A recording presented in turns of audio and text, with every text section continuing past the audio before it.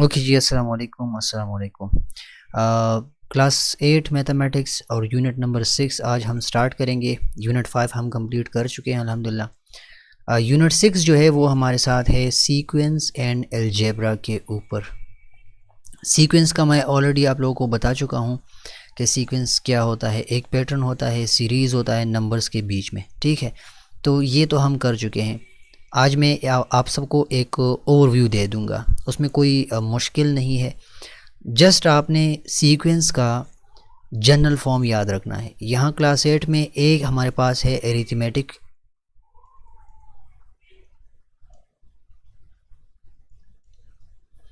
Sequence, ठीक है। Mean भी आप इसका निकालेंगे या अच्छा, इसके बाद है ज्योमेट्रिक।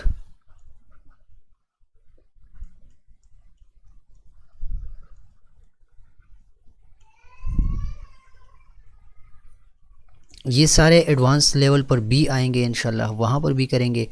ये एरिथमेटिक सीक्वेंस में आप लोगों को करवा चुका हूँ। अभी आपको एक इसका जनरल आइडिया देता हूँ।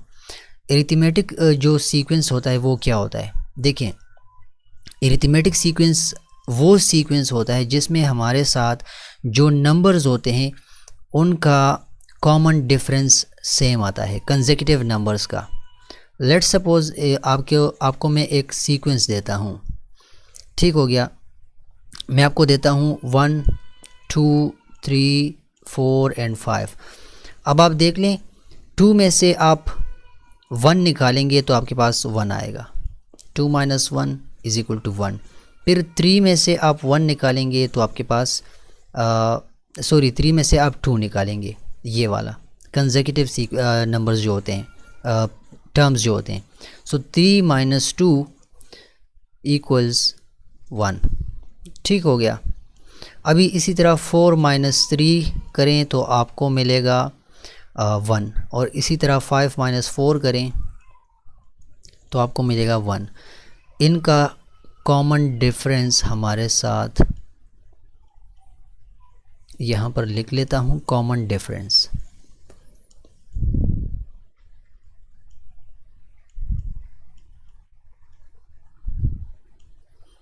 हमारे साथ सेम होता है किन चीज़ों का, जो कंसेक्यूटिव नंबर्स होते हैं, ठीक है। कंसेक्यूटिव नंबर्स या पैटर्न के अंदर जो एलिमेंट्स होते हैं।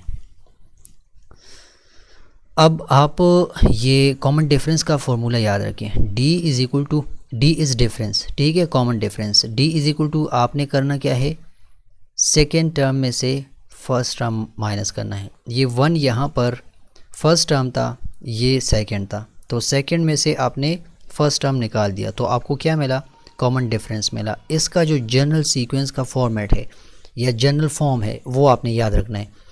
जनरल फॉर्म इसकी कौन सी है, देखें। वैसे इस पे डिटेल डिस्कशन हो चुकी है क्लास 7 में या क्लास 6 में। जनरल फॉर्म इसका है AN = A1 + n - 1 D। अब यहाँ पर n का क्या मतलब है, n का मतलब है nth टर्म। जो आपसे कोई पूछ ले कि लेट्स सपोज ये एक एरिथमेटिक सीक्वेंस है, इसके बाद बेशुमार नंबर्स आ रहे हैं, आप मुझे बताओ कि इसका जो 25वां नंबर है, 25th टर्म, वो निकाल के दो। तब आपने क्या करना है, n की जगह 25 आपने पुट करना है, d की जगह यहाँ से इसका कॉमन डिफरेंस जो कि 1 आ रहा है वो लिखना है, और इस n की जगह भी आपने 25 लिखना है। तो इस फॉर्मूला में पुटिंग करने के बाद आपको इस सीक्वेंस का जो 25th टर्म है, 25वां जो एलिमेंट है, नंबर है, वो आपको मिल जाएगा। इस पर डिटेल डिस्कशन हो चुकी है, बातें हो चुकी हैं, ये इसमें आपने कंफ्यूज नहीं होना, ये मैं कर चुका हूँ। अच्छा, अब आते हैं ज्योमेट्रिक सीक्वेंस के ऊपर।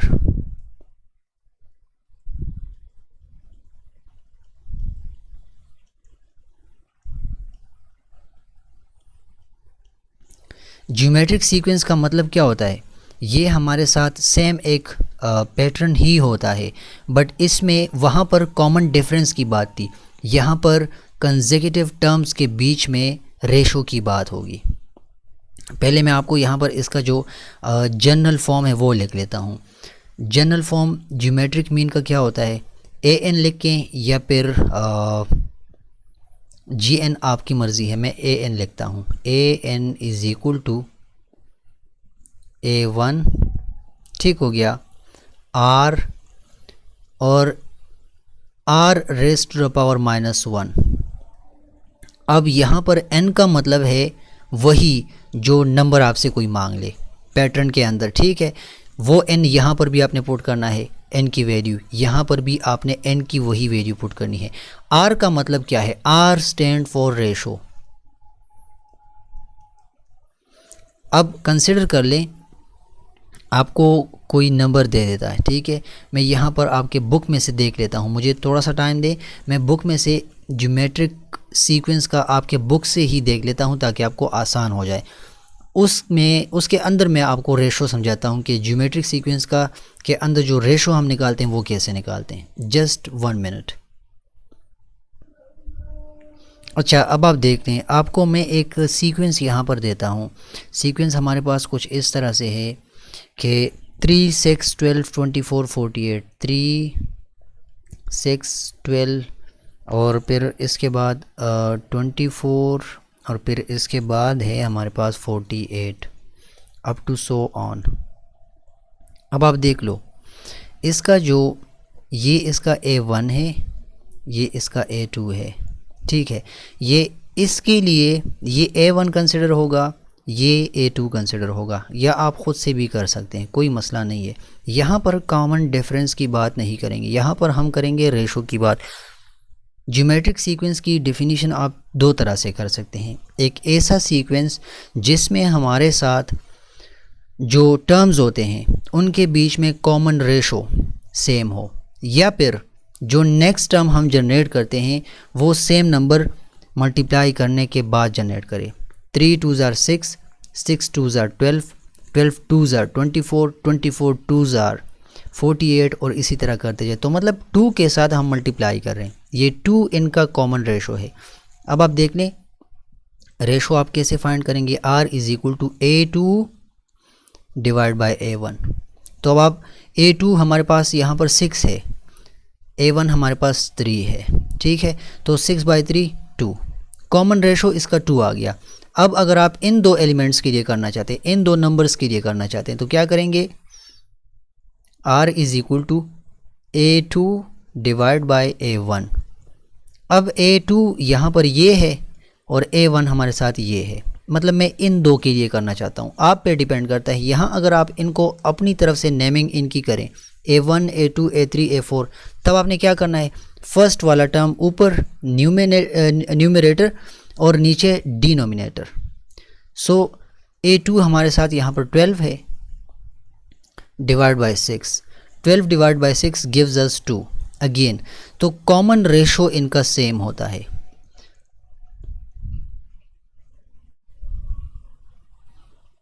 Common ratio is always the same. किन चीज़ों का? कंसेक्यूटिव एलिमेंट्स का, नंबर्स का या एलिमेंट्स का, जो भी आप कह लें। तो ये जस्ट आप लोगों को अरिथमेटिक और ज्योमेट्रिक सीक्वेंस का आइडिया देना था। इस पर आपके बुक में और इतना ज़्यादा डिस्कशन यहाँ पर नहीं, बाकी अरिथमेटिक मीन के ऊपर मैं काम कर चुका हूँ। यहाँ पर आपको इनके जो जनरल फॉर्म्स हैं, अरिथमेटिक मीन का जनरल फॉर्म और ज्योमेट्रिक मीन का या सीक्वेंस का जनरल फॉर्म, मैं आपको वो करवा देता हूँ। देखिए आपके बुक में कुछ क्वेश्चंस हैं जो अरिथमेटिक और ज्योमेट्रिक मीन के ऊपर ही हैं, इतनी ज़्यादा डिटेल के साथ नहीं है, जस्ट आपको कुछ चीज़ें गिवन हैं। अच्छा, इस पर एक क्वेश्चन देख लें। यहाँ पर आपके बुक में मैं एक क्वेश्चन देख लेता हूँ जो आपको आसानी से समझ आ जाए। एक्सरसाइज 6.2 से मैं स्टार्ट करूँगा। 6.1 बेसिक है, उसमें जस्ट पैटर्न रूल वगैरह वो बताना है, इम्पॉर्टेंट नहीं है। तो 6.2 में आपके पास इन्होंने an arithmetic sequence is given by this sequence, what is the common difference. आपसे कॉमन डिफरेंस पूछ रहे हैं, तो आपने क्या करना है,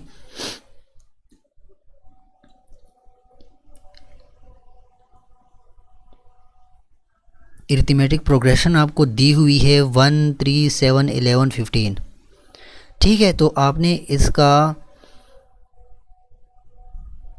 कॉमन डिफरेंस फाइंड करना है। यहाँ इस एक्सरसाइज में, ये जो एक्सरसाइज नंबर 6.2 है, इसमें आपको गिवन है -1 3 7 11 15 वगैरह वगैरह, ठीक है, अप टू सो ऑन। आपको कहते हैं इसका कॉमन डिफरेंस बताओ। तो कॉमन डिफरेंस क्या होता है? किसी भी सीक्वेंस का कॉमन डिफरेंस का मतलब होता है कि आप जो नेक्स्ट टर्म है उसमें से फर्स्ट टर्म निकाल दो। So common difference D is equal to A2 minus A1। यहाँ पर A2 हमारे पास 3 है, ठीक हो गया। इसमें से आप निकाल दो ये -1। सो 3 is equal two plus minus into minus plus, इनका कॉमन डिफरेंस +4 आ रहा है। अब आप इसके लिए भी कर दो। अगर आप 7 और 3 के लिए करना चाहते हैं तो कॉमन डिफरेंस क्या आएगा? D is equal to A2 minus A1, 7 minus 3 आपके साथ अगेन 4 आ रहा है। इसी तरह 15 के लिए अगर आप करना चाहते हैं तो 15 माइनस 11 आपको अगेन +4 ही आ रहा है। So common difference remains the same. So ये एक अरिथमेटिक प्रोग्रेशन इन्होंने दी हुई थी और इसका फाइंड करना था कॉमन डिफरेंस। मुश्किल नहीं, आसान है। Find the general term of each of the following arithmetic sequences, also find the indicated terms. देखें, आपको कुछ कंडीशन गिवन है। एक अरिथमेटिक सीक्वेंस गिवन है 2 6 10 14, 2 6 10 14 और इसी तरह से। अब आपने करना क्या है? आपने करना ये है कि पहले तो इसका जल्दी से कॉमन डिफरेंस फाइंड कर ले। सो A2 माइनस A1, 6 माइनस 2 क्या आएगा? 4 आएगा, यस। सो आपके पास कॉमन डिफरेंस 4 आ गया, ठीक हो गया। अब आपने इसका जो जनरल फॉर्म है वो आपको मैंने फॉर्मूला लिखवाया, AN is equal to A1 plus N-1 D। तो अब आपने क्या करना है? मतलब आपने इसका ये जो A1 इसका यहाँ पर है, ठीक है, वो आपने लिखना है। डिफरेंस आपके पास आ गया D। सो A1 मतलब A1 सॉरी nth टर्म, ये हम जनरल फॉर्म की तरफ जा रहे हैं। So AN is equal to A1 हमारे पास क्या है? 2 है,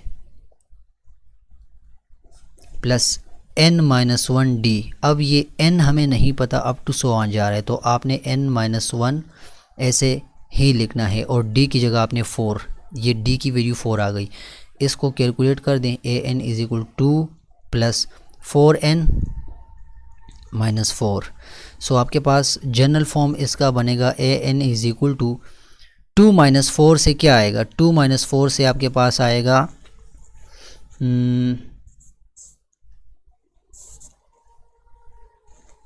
2 माइनस 4 से आपके पास -2 आएगा। सो 4N माइनस 2, इसका जनरल फॉर्म ये बन गया इस सीक्वेंस का, जिसका कॉमन डिफरेंस 4 था। अब आप अगर फर्स्ट टर्म फाइंड करना चाहते हैं, फर्स्ट सेकंड थर्ड फोर्थ ये सारे फाइंड हो चुके हैं, ठीक है। आपने करना क्या है? आपने इसका let's suppose 1 2 3 4 fifth term find करना चाहते हैं, तो A5 के केस में हम क्या करेंगे? 4 इंटू 5 माइनस 2, 4 5 20 माइनस 2, यहाँ पर आएगा 18। इसका मतलब ये हो गया कि इसका नेक्स्ट टर्म 18 आएगा, ठीक है। इसी तरह अगर A6 आप फाइंड करना चाहते हैं किसी भी सीक्वेंस का, ये जनरल फॉर्म आपको पता होगा तो आप कोई भी टर्म फाइंड कर लेंगे। A6 अगर आप फाइंड करना चाहते हैं, सो अब आपने क्या करना है? अब आपने 4 n की जगह ये 6 और -2, 24 -2, 24 -2 से हमारे पास क्या आएगा 22 आएगा। सो ये इसका 6 टर्म है। और ऐसे करते जाएं, ऐसे जाते जाएं, आपकी मर्ज़ी है जितने नंबर ऑफ़ टर्म्स आप फाइंड करना चाहते हैं, एलिमेंट्स फाइंड करना चाहते हैं पैटर्न के लिए, आप फाइंड कर सकते हैं। सो देयर इज़ नथिंग, कोई मुश्किल नहीं है इसमें। अब यहाँ पर ऐसे यार इस चैप्टर में चैप्टर 6 में सीक्वेंस एंड अलजेब्रा के अंदर बड़े ज़्यादा एक्सरसाइज हैं। 6.12 तक हमने जाना है।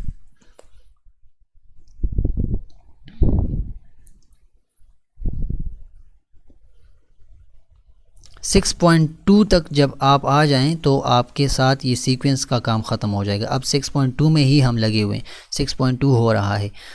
बाकी 6.1 इज़ नॉट इम्पॉर्टेंट, ये आपने नहीं करना। जस्ट अगर ओवरव्यू देना चाहते हैं तो आप करें, इसमें कोई मुश्किल नहीं है। जस्ट आपने पैटर्न के रूल्स सीखने हैं। अब 6.1 एक्सरसाइज का एक मैं आपको बताता हूँ, फिर आप कहेंगे कि छोड़ दिया। 6.1 में क्या है, मतलब आपको एक टर्म दी हुई है 1 2 3 4, ये आपको एक सीक्वेंस गिवन है। आपको कहते हैं इसका रूल बता दो कि ये किस रूल पे बना है, ठीक है। तो अब रूल इसका क्या है, हम इसके बीच में क्या है 1 + 1 2, 2 + 1 3, 3 + 1 4। सो ये तो है एरिथमेटिक ही, ठीक है, प्रोग्रेशन। और रूल इसका ये है कि एडिंग 1,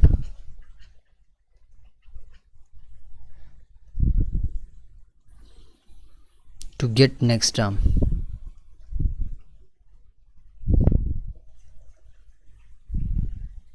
बस ये इस तरह के छोटे छोटे क्वेश्चन है एक्सरसाइज 6.1 में। 6.2 के अंदर जो था वो आपको अभी मैंने एक क्वेश्चन कर लिया। इसी तरह जनरल फॉर्मेट आपको गिवन है। अच्छा, एक इम्पोर्टेंट सा क्वेश्चन है, ये आपके सामने करना चाहता हूँ। असल में ये गिवन होगा वर्ड प्रॉब्लम की शेप में। Find the 17th term of an arithmetic sequence with first term 2 and common difference 7। इसमें बंदा कंफ्यूज हो जाता है कि भाई क्या करूं। बस यार आपको ये फॉर्मूला याद होना चाहिए, an = a1 + n-1 d। सारा ख़राब हो गया। जनरल फॉर्म आपने याद रखना है, an = a1 + n-1 d। देखिए आपको एक कंडीशन गिवन है कि फाइंड द 17 टर्म, 17वां टर्म बता दो, व्हेन कॉमन डिफरेंस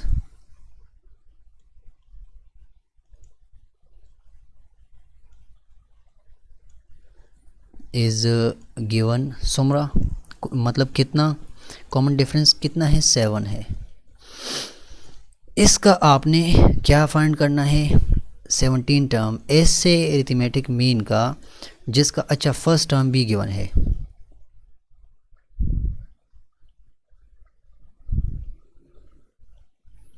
वो आपको गिवन है 2, फर्स्ट टर्म 2 आपको गिवन है, कॉमन डिफरेंस 7 आपको गिवन है, और आपने 17th टर्म फाइंड करना है।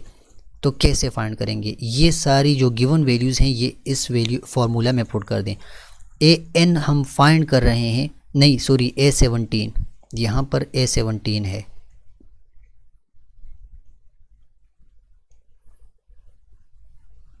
सेवनटीन टर्म का मतलब होता है a17 फाइंड करके दो।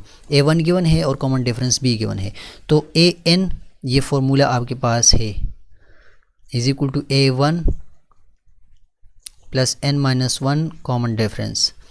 यहाँ पर हम फाइंड कर रहे हैं a17 = a1 कौन सा गिवन है 2 प्लस n हमारे पास क्या होगा, जो n की वैल्यू है 17 - 1, d की वैल्यू गिवन है 7। अब इसको कैलकुलेट कर दे तो a17 आपके पास कुछ इस तरह बनेगा, 2 + 17 में से 1 चला गया तो 16 रह गया। 16 को आपने 7 के साथ मल्टीप्लाई करना है। सो यहाँ पर कर लेते हैं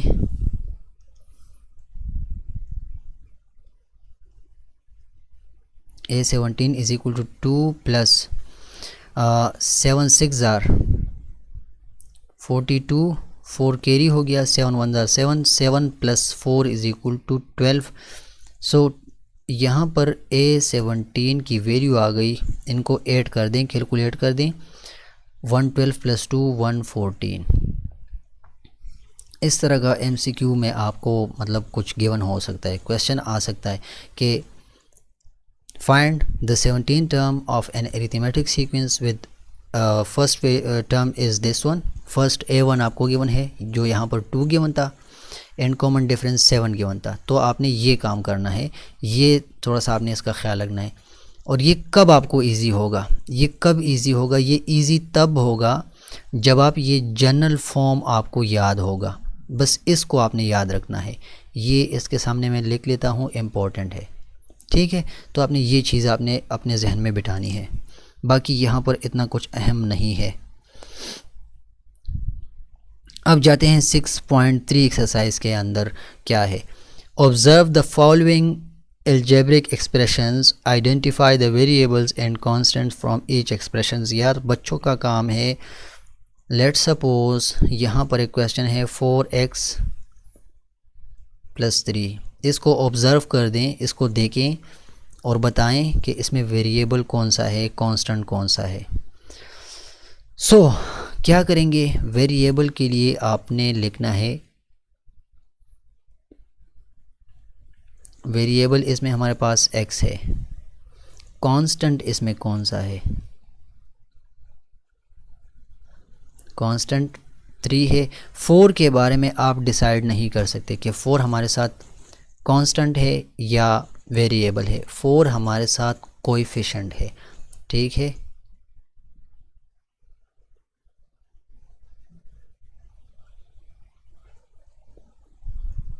दिस 4, ये 4 हमारे साथ कोएफिशिएंट है, ठीक हो गया। सो पहला क्वेश्चन तो ये था, अभी देख लेते हैं इसके बाद क्या है।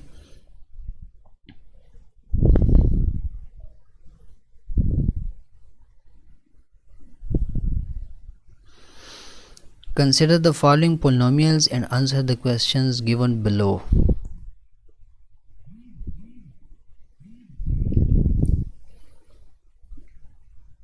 Which of the above polynomials are in one variable। तो जिस पोलिनोमियल के अंदर वेरिएबल 1 होंगे, ये 1 वेरिएबल, 2 वेरिएबल, 3 वेरिएबल, ये काम हम क्लास 7 में डिटेल के साथ कर चुके हैं, ठीक हो गया। अभी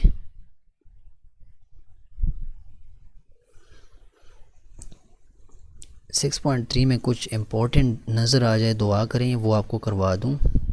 नहीं, 6.3 में भी देयर इज़ नथिंग, मतलब MCQs के हवाले से इसमें कुछ नहीं है। अच्छा, find the sum of the polynomials in each of the following. अब ये इम्पोर्टेंट है, ये चीज़ आपने याद रखनी है। मतलब 2 पोलिनोमियल्स आपको गिवन होंगे और आपने करना क्या है, आपने उनका सम फाइंड करना है, उनको सम करना है, ठीक है। Find the sum of the polynomials. अब यहाँ पर एक पोलिनोमियल गिवन है x², ये एक्सरसाइज 6.4 में अभी करने जा रहा हूँ।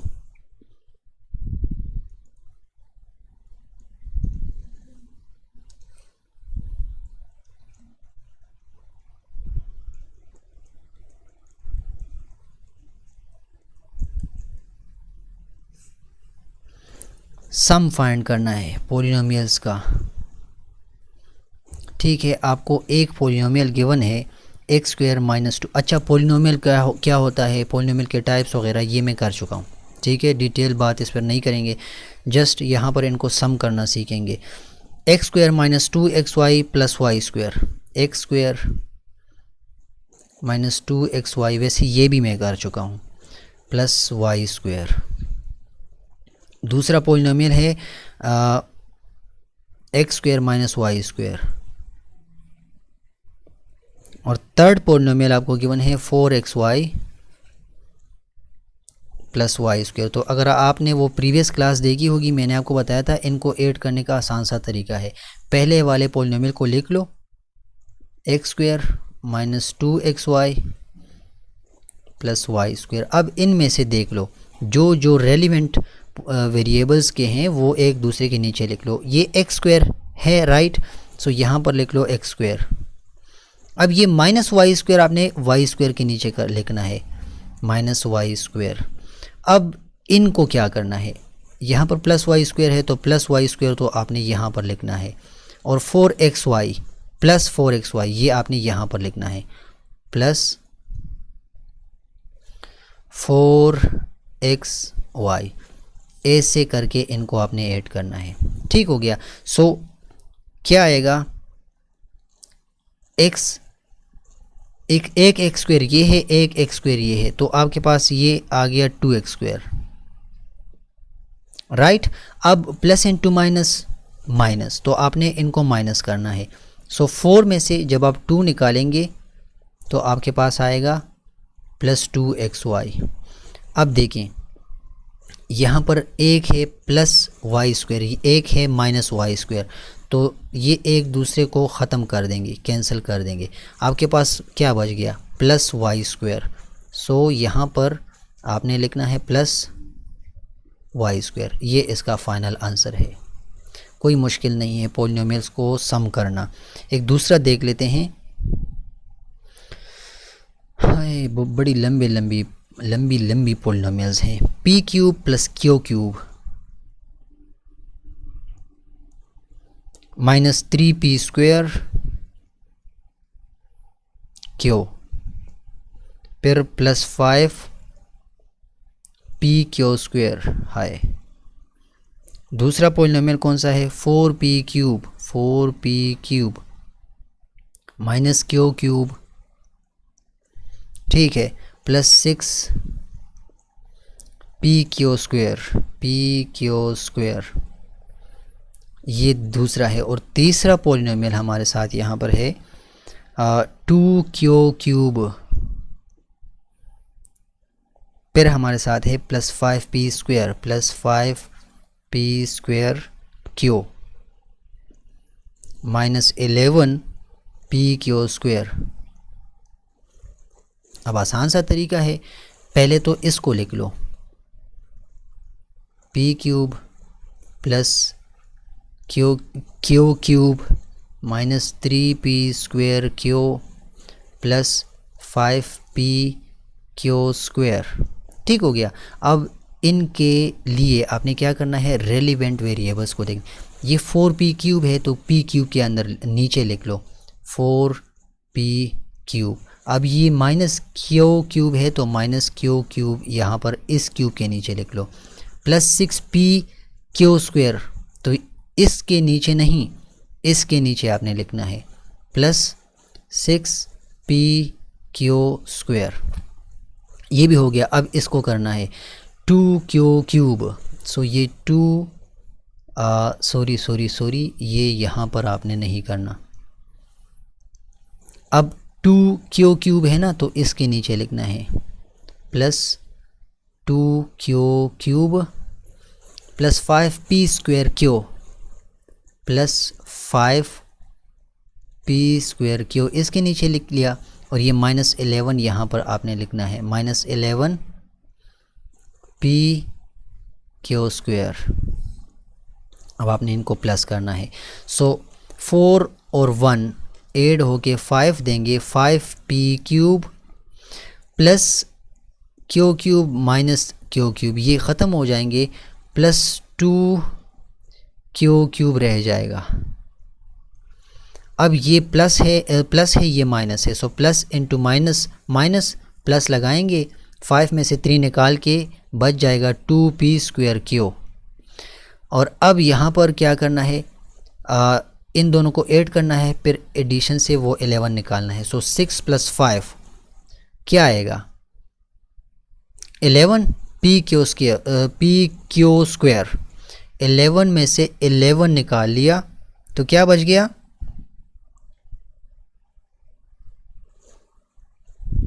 यहाँ पर, अच्छा बस ख़त्म। देखें ये दोनों मैं आपको यहाँ पर करवा देता हूँ, ये दोनों जब ऐड हो जाते हैं तो आपको प्लस 11p क्यू स्क्वायर दे देते हैं। तो आफ्टर एडिशन इनसे ये बन गया, तो ये इसको और इसको एक दूसरे को कैंसिल कर देंगे। सो आपके पास ज़ीरो आ गया, ठीक है, प्लस ज़ीरो। इट मीन्स कि बस ये ज़ीरो ख़त्म कर दें, आपका फाइनल आंसर ये है।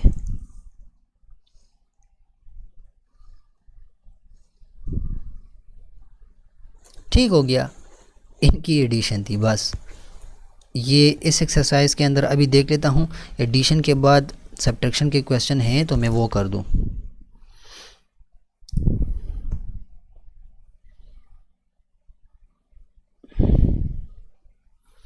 नहीं, अभी सारे सब्ट्रैक्शन का तो यहाँ पर कोई नहीं है, सारे एडिशन के हैं।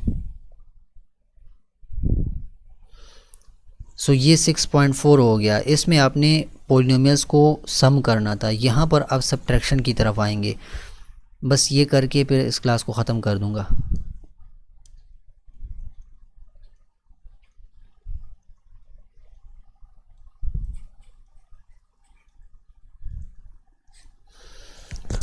रिकॉर्डिंग हो रही है या नहीं? हो रही है, okay. Subtract the first polynomial from the second polynomial. तो फर्स्ट पोलिनोमियल यहाँ पर यही एक क्वेश्चन करूँगा बस।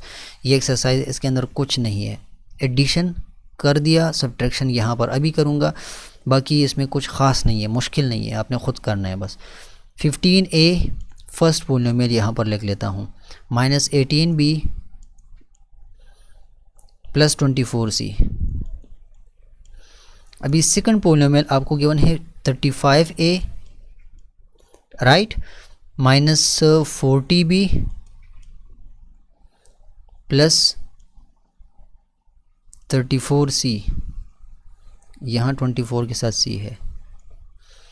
तो यहाँ बुक में गिवन है कि सेकंड से फर्स्ट निकाल दो, तो सेकंड ये है और फर्स्ट ये है। सो इससे आप ये निकाल दो, तो ऊपर ये लिख के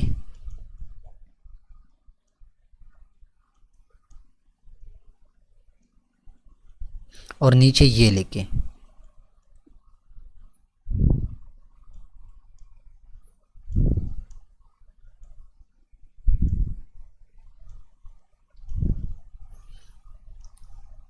तो सब्ट्रैक्शन में आपने एक ख्याल करना है, जब आप इसको सब्ट्रैक्ट करेंगे ना, तो ये सब्ट्रैक्शन साइन यहाँ पर आप ऐसा लिख लो, यहाँ प्लस है तो माइनस बन गया, ये माइनस है तो प्लस बन गया, और ये प्लस है तो माइनस बन गया। अब इनको करना है 35 में से जब आप 15 निकालेंगे, 5 माइनस 5 0 और 3 माइनस 1 2, सो 20a आ गया। अब 40 में से 18 निकाल दें, माइनस लगेगा, 40 में से 18 निकाल दें, 10 से 8 निकलेगा तो 2 आएगा, और 3 से 1 निकलेगा तो 2 आएगा, 22b आ गया। अब प्लस इंटू माइनस, माइनस और प्लस का साइन लगेगा, बड़ी वैल्यू के साथ प्लस है, ये भी कर चुका हूँ, ठीक है, प्लस और माइनस और छोटी और बड़ी में कंफ्यूज नहीं होना। सो प्लस 34 में 34 से 24 माइनस करें, 4 माइनस 4 0, 3 माइनस 2 1, ये आपका फाइनल आंसर है। ये हो गया 6.5 एक्सरसाइज, इसके अंदर और कुछ नहीं है, यही सब्ट्रैक्शन आपसे करवा रहे हैं। कल फिर ऐसा करते हैं, थक गया हूँ, मल्टीप्लिकेशन, क्लास भी लंबी हो जाती है, तो कल ये मल्टीप्लिकेशन और इनकी डिवीज़न पॉलिनोमियल्स के ऊपर ये कर देंगे, और इंशाल्लाह कल इस चैप्टर को ख़त्म करने की कोशिश करूँगा। तो इंशाल्लाह कल सेशन नंबर, ये आज कौन सा था, ये था सेशन नंबर 42, यस 42 था। कल सेशन नंबर 43 हम यहाँ से स्टार्ट करेंगे। मैं यहाँ पर अभी से ख़ुद को लिख लेता हूँ ताकि याद रहे मुझे।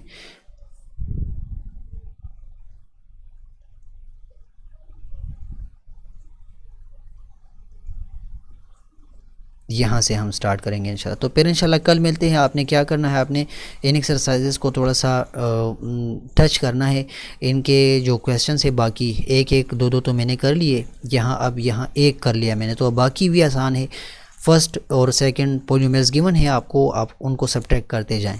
आपके पास सोल्यूशन आता जाएगा इंशाल्लाह, इसमें कोई मुश्किल नहीं है। तो फिर कल इंशाल्लाह आपसे मुलाकात होती है सेशन नंबर 43 में। ठीक है जी, अस्सलाम वालेकुम।